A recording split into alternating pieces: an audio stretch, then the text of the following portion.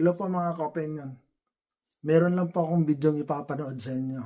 Itong video ito ang magbibigay liwanag tungkol kay Jaime Marcos. Lahat po tayo nagdududa sa kanya, di ba? Pero panoorin niyo itong video ito. Wala akong utang ng loob ni kanino except for about 3 or 4 persons. Kahit sino po yan? Jaime. Sino sa inyo nagsuporta sa akin? Si Juan Ortogan. Wala akong barangay captain. Wala akong congressman. Wala akong pera. Si Jaime pa ang nagbigay. Sabi niya, inutang daw niya. Si Jaime supported me. At saka, very mabait kay PRD. Pwede. Ay, hindi. Talagang admin kami, solid. Ako pa, October 2015. Andyan na ako. Hindi pa nga nagpapasok ng presidente noon.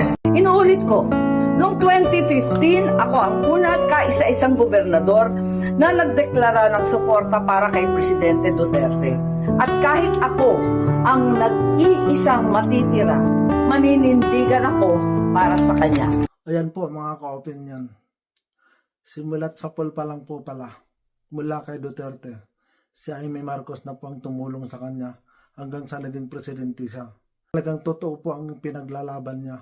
Talagang mahal niya si Tatay Digong. Nagkataon lang na kapatid niya, si BBM.